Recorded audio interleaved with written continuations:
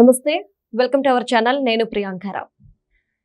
SIT ఏదైతే కల్తీ నెయ్యి వ్యవహారం ఉందో దీనికి సంబంధించి తుది అభియోగ పత్రాన్ని ఈరోజు సబ్మిట్ చేయడం జరిగింది. అంటే 600 పేజీలతో కూడిన ఈ పత్రంలో ముఖ్యంగా వాళ్ళు పొందుపరిచిన అంశాలు ఏంటి అంటే, ఈ 2019-24 మధ్యలో దగ్గర 20 కోట్ల శ్రీవారి లడ్డూలు తయారీ జరిగింది. ఇందులో 235 కోట్ల రూపాయలు దుర్వినియోగం అయింది అంటూ వీళ్ళు తేల్చి చెప్పిన సంగతి.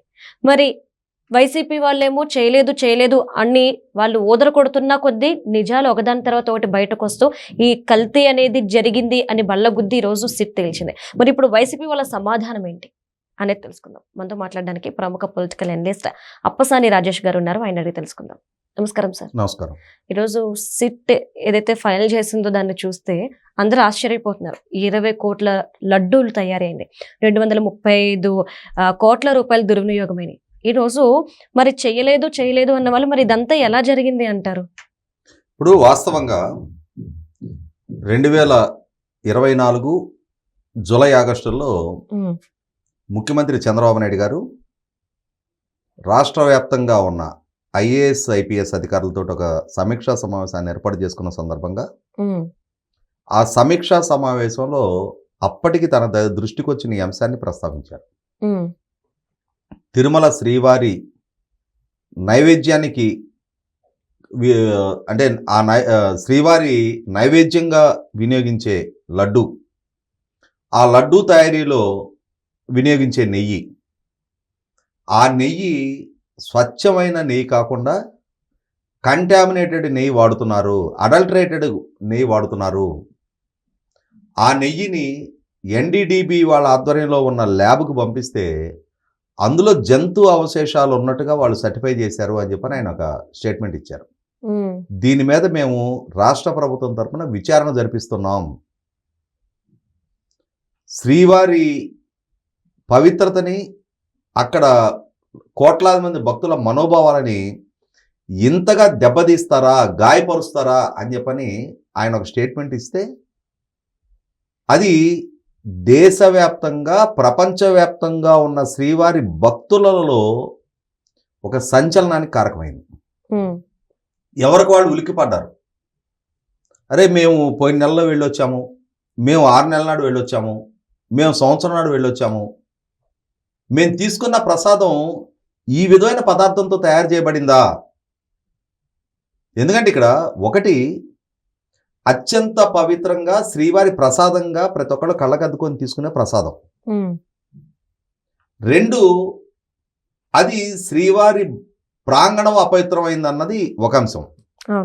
రెండోది, సహజంగానే హిందూ సమాజంలో అందరికందరూ నాన్ వెజ్ తినేవాళ్ళు ఉండరు. అవును సార్. చాలా మంది తరతరాలుగా అత్యంత శుచి శుభ్రతలతోటి మడిగట్టుకొని వాళ్ళు ప్రతిరోజు సంధ్యావందనం చేస్తూ పూర్తి శాకాహారులుగా జీవించే వాళ్ళు ఉంటారు. అటువంటి వాళ్ళు కూడా ఇటువంటి లడ్డు మేము తీసుకున్నాము అని అనగానే, అరే ఇన్నాళ్ళుగా మేము ఆచరిస్తూ వస్తున్న ఆచార వ్యవహారాలు మొత్తం మంట కలిసినాయి కదా అని చెప్పని మనోవేదన చెందారు. నేను పార్టిసిపేట్ చేసిన కొన్ని ప్యానల్ డిబేట్స్లో కొందరు బ్రాహ్మణ ప్రతినిధులు ఆ చర్చల్లో పాల్గొన్న వాళ్ళు లైవ్ డిబేట్లో కళ్ళనీళ్ళ పర్యంతరమైన సంఘటన చూశాను నేను ప్రత్యక్షంగా. నా సమక్షంలో నేను పార్టిసిపేట్ చేసిన ప్యానల్లోనే ఎదురైనాయి ఆ పరిస్థితులు. జీవితకాలం మేము ఆచార వ్యవహారాలకి ప్రాధాన్యత ఇస్తూ వచ్చాం. ఇవాళ ఈ ప్రభుత్వం చేసిన ఈ నిర్వాహక పర్యవసానం, జగన్ రెడ్డి అనే అతని పాలనలో జరిగిన ఈ నిర్వాహక పర్యవసానం మా ఆచార వ్యవహారాలు కూడా మంటగలిసినాయి కదా అని చెప్పని ఇలా సంచలనాల కారకమవుతున్న సందర్భంలో వైసీపీ పార్టీని, వైసీపీ ప్రభుత్వ హయాంలో తిరుపతి ధర్మకర్తల మండలి అధినేతలుగా కొనసాగిన వైవి సుబ్బారెడ్డిని, బోమన కరుణాకర్ రెడ్డిని సమాజం ఊసిపెడతా ఉంది. అప్పుడు వైవి సుబ్బారెడ్డి ప్రభుత్వం ద్వారా సిట్టు ద్వారా విచారణ జరుపుతా, ఆ విచారణలో విస్తుగొలిపే వాస్తవాలు ఒక్కొక్కటిగా వెలుగులోకి వస్తూ ఈ జరిగిన అక్రమాలేంటి, ఎంత క్వాంటిటీలో ఎన్నాళ్ల పాటు అక్రమాలు చోటు చేసుకున్నాయి, ఎంత క్వాంటిటీ ఈ నెయ్యి లాంటి పదార్థం సరఫరా చేయబడింది, అసలు ఈ సరఫరా చేయడానికి పాలక మండలిలో ఉన్న వాళ్ళు ఏ విధంగా సహకరించారన్న వాస్తవాలు వెలుగు తీస్తున్న నేపథ్యంలో ఈ రోజు కాకపోతే రేపైనా సరే ఏ కలుగుల్లో ఉన్న వాళ్ళనైనా సరే జుట్టు పట్టుకొని బయటికి లాక్కొచ్చి సమాజం ముందు దోషులుగా నిలబెడతారన్న వణుకు మొదలైన తర్వాత వైవి సుబ్బారెడ్డి సుప్రీంకోర్టుని అప్రోచ్ అయ్యాడు. సాక్షాత్తు జగన్ రెడ్డి ప్రెస్ మీట్ పెట్టి మన ఆలయ ప్రతిష్ట మనం మంట కలుపుకుంటామా, ఎంత బాధ్యత రాహిత్యంతో ముఖ్యమంత్రి ప్రకటన చేశాడు అని చెప్పని, అంటే తాను అమాయకుడిని ఆణిముచ్చానని చెప్పుకునే క్రమంలో ఈ ప్రకటన చేసిన చంద్రబాబు గారిని నిందిస్తూ వచ్చాడు. అదే నిందా పర్వాన్ని కొనసాగిస్తా వైవి సుబ్బారెడ్డి కూడా సుప్రీంకోర్టుని అప్రోచ్ అయ్యి రాజకీయ దురుద్దేశంతో కక్ష సాధింపు దూరంతో ఈ సిట్ ద్వారా విచారణ జరిపిస్తా ఉన్నారు. అసలు శ్రీవారి ప్రాంగణాన్ని ఈ విధంగా అపవిత్రం పాలు చేయటం సాధ్యమా, అటువంటి ఆలోచన మాకు వస్తుందా, మేము అద్భుతమైన సేవా కార్యక్రమాలు నిర్వహించాం, శ్రీవారి భక్తులం, డివోటీస్ అని చెప్పని చెప్పుకుంటూ వచ్చారు. చివరికి సుప్రీంకోర్టు ఇంటర్వెన్షన్తో విచారణ జరపన్నాడు. అతని అభ్యర్థాన్ని పరిగణలోకి తీసుకున్న సుప్రీంకోర్టు రాష్ట్ర ప్రభుత్వం నియమించిన సిట్టు విచారణని స్తంభింపజేస్తూ తానే స్వయంగా సిబిఐ డైరెక్టర్ పర్యవేక్షణలో సిబిఐ జాయింట్ డైరెక్టర్ ప్రభు గారి ఆధ్వర్యంలో ఒక కమిటీని నియమించింది. దాంట్లో 2 సీనియర్ సిబిఐ అధికారులు, అలాగే 2 రాష్ట్ర ప్రభుత్వ ఐపీఎస్ అధికారులు, ఒకరు నేషనల్ ఫుడ్ సేఫ్టీ అండ్ స్టాండర్డ్కి సంబంధించిన అధికారి. వీళ్ళకి తోడు రాష్ట్రానికి సంబంధించిన ఒక 30-40 మంది సమర్థులైన అధికారులతో ఒక బృందాన్ని నియమించి వీళ్ళ పర్యవేక్షణలో విచారణ చేయమన్నారు. అంటే ఇవాళ కోర్టుకి ఛార్జ్షీట్ సబ్మిట్ చేసిన సిబిఐ బృందాన్ని, ఆ బృందం చేత విచారణ జరిపించమని చెప్పని కోరింది వైవి సుబ్బారెడ్డి. సుప్రీంకోర్టుకి వెళ్ళి నియమింపజేసుకున్నాడు. అదే బృందం విచారణ జరిపింది. వాళ్ళ అదే బృందం జరిపిన విచారణలో ఏం తేడతలమైంది? 2019-24 మధ్య 60,10,000 కిలోల నెయ్యి లాంటి పదార్థాన్ని బోలేబాబా డైరీ అనే డైరీ నుంచి సరఫరా చేశారు. అలా సరఫరా చేయటానికి అప్పటి వరకు కర్ణాటక రైతు సమాఖ్యకు సంబంధించిన నందిని బ్రాండ్ నెయ్యి, కోఆపరేటివ్ ఫెడరేషన్, అది కర్ణాటకలో ఆవు పాలు ఎక్కువ. అవును. ఆ కర్ణాటక రైతు సమాఖ్య వాళ్ళు ఆ నెయ్యిని శ్రీవారి ప్రసాదానికి కదా అనే ఉద్దేశంతో ఎన్నో సంవత్సరాలుగా నో ప్రాఫిట్ నో లాస్ బేసిస్లో వాళ్ళు సప్లై చేస్తూ ఉన్నారు. బెస్ట్ క్వాలిటీ నెయ్యి వాళ్ళు సప్లై చేస్తూ ఉన్నారు. ఆ బెస్ట్ క్వాలిటీ నెయ్యి సప్లై చేసేటప్పుడు డెఫినెట్గా రేటు కొంచెం ఎక్కువగానే ఉంటుంది. ఆ రేటు కూడా కాంపిటేటివ్ మార్కెట్లో రీటైల్గా అమ్ముతున్న రేటుతో కంపేర్ చేసినప్పుడు చాలా తక్కువ ధరకే వాళ్ళు సప్లై చేస్తూ ఉన్నారు. అయినా సరే వైవి సుబ్బారెడ్డి నేతృత్వంలో ఉన్న ధర్మకర్తల మండలి వాళ్ళు శ్రీవారి ప్రసాదం తయారీలో వినియోగించే నెయ్యిని బెస్ట్ క్వాలిటీ ప్రాతిపదిక మీద కొనుగోలు చేయాలి తప్ప లోయెస్ట్ రేట్ అనే ప్రాతిపదిక మీద కొనుగోలు చేయమని వాళ్ళకి ఎవరు చెప్పారు? నీకు శ్రీవారి పవిత్రతను కాపాడే బాధ్యత నీది. అటువంటి బాధ్యత నీది అయి ఉన్నప్పుడు, కోట్లాది మంది భక్తుల మనోభావంతో ముడిపడ్డ అంశమై ఉన్నప్పుడు నువ్వు బెస్ట్ క్వాలిటీకే ప్రాధాన్యత ఇవ్వాలి. అలా కాకుండా వాళ్ళు ఏదో రేట్ ఎక్కువకి సప్లై చేస్తున్నారు అని చెప్పని వాళ్ళ టెండర్ రద్దు చేసి ఏకపక్షంగా లోయెస్ట్ రేటుకి టెండర్లు పిలిచి, ఆ లోయెస్ట్ రేటుకి టెండర్లు పిలిచిన క్రమంలో కూడా టెండర్ నిబంధనలు సడలించారు. డైరీ ఏర్పాటు జరిగి 3 సంవత్సరాల పాటు అయి ఉండాలి అన్న, అంటే ఆ డైరీకి 3 సంవత్సరాల ఎక్స్పీరియన్స్ అండ్ ఎక్స్పర్టైజ్ ఉండాలి అన్న నిబంధనని తీసేసి 1 సంవత్సరం కాలపరిమితి పెట్టారు.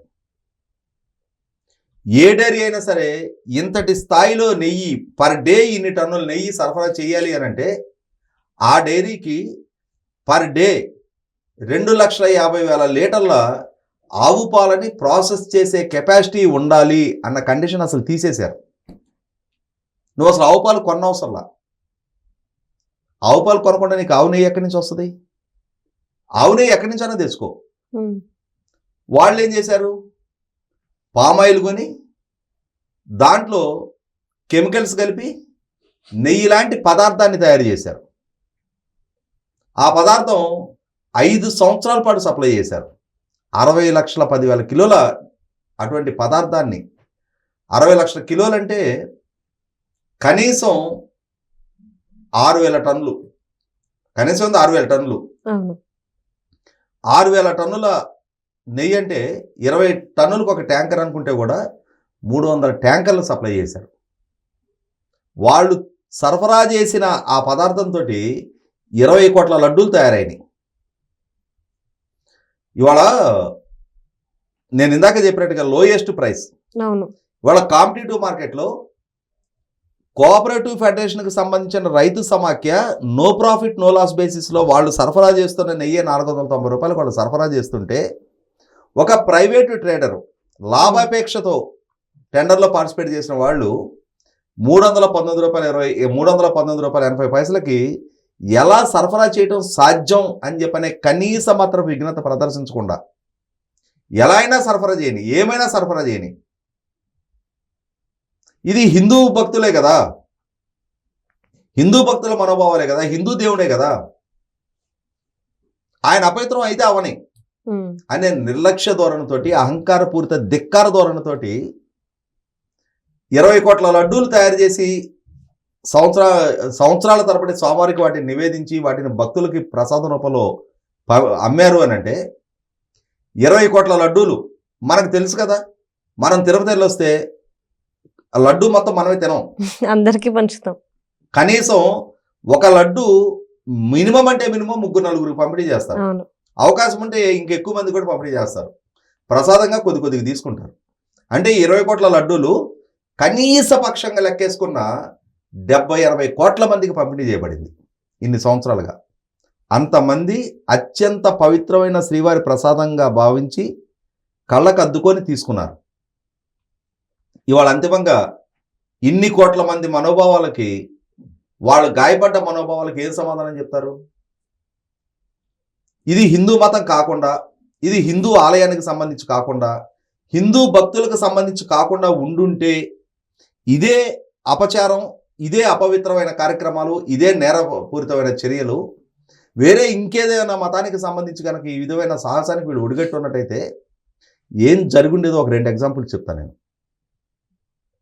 గతంలో సాల్మన్ రష్డీ అని చెప్పిన ఒక రచయిత ఉండేవాడు. అతను మహమ్మద్ ప్రవక్త గురించి ప్రస్తావిస్తూ శాటానిక్ వర్సెస్ అని చెప్పని ఒక బుక్ రాశాడు.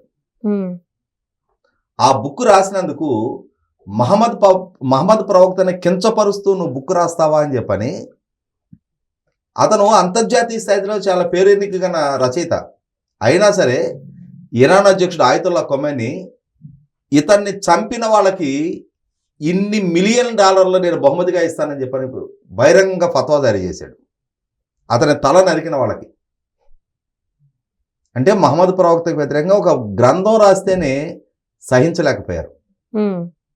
అలాగే ఈ మధ్యకాలంలో చూసాం మనం, పగడాల ప్రవీణ్ అని చెప్పని ఒక ఫాస్టర్, అవును అతను రోడ్డు ప్రమాదంలో చనిపోతే దాన్ని హత్యగా భ్రమింపజేస్తూ ఎంత హంగామా సృష్టించారు. అవును క్రైస్తవ సమాజం మీద జరుగుతున్న దాడిగా ఎలా చిత్రీకరించారు. అవును మరి క్రైస్తవులు అంత సెన్సిటివ్గా రెస్పాండ్ అవుతా ఉన్నప్పుడు, ఇస్లాము అపచారం జరిగింది అని చెప్పని, మహమ్మద్ ప్రవక్తకి అపచారం జరిగింది అని మహమ్మదీయులు అంత షార్ప్గా రెస్పాండ్ అవుతా ఉన్నప్పుడు, ఇన్ని కోట్ల మంది మనోభావాల్ని గాయపరిచిన హిందూ సమాజాన్ని ఎంతగా అవహేళన చేయాలో అంతగా అవహేళన చేసిన జగన్మోహన్ రెడ్డి ప్రభుత్వాన్ని, వైవి సుబ్బారెడ్డి, భూమన కరుణాకర్ రెడ్డి నేతృత్వంలో ఉన్న పాలక మండలిని, నాటి ఎగ్జిక్యూటివ్ ఆఫీసర్గా పనిచేసిన ధర్మారెడ్డిని దేనితో పనిష్ చేయాలి, ఏ శిక్షలు విధించాలి? ఇవాళ వాళ్ళు కోరిన సిట్టు జరిగిన తప్పు నిర్ధారిస్తూ 600 పేజీల ఛార్జ్షీట్ ఫైల్ చేసింది. ఈ తప్పుకు పాల్పడ్డ చాలామంది అరెస్ట్ అయ్యి జైళ్లలో ఉన్నారు. వైవి సుబ్బారెడ్డి పిఏగా పనిచేసిన చిన్నప్పన్న అనేవాడు అంటే 319 రూపాయలు 80 పైసలకు వాడు సప్లై చేస్తుంటే వాళ్ళని కిలోకి 25 రూపాయలు వీడు మామూలు అడిగాడంట. అంటే అప్పుడు దాని అసలు ఖరీదు ఎంతైనట్టు? అంటే ఏ రేటుకి వాళ్ళు సప్లై చేయాలి? 296 రూపాయలకి. అది సాధ్యమేనా? 294 రూపాయలకి. అంటే నువ్వు ఏమైనా సప్లై చేసుకో, మాకు మామూలు ఇస్తే చాలు.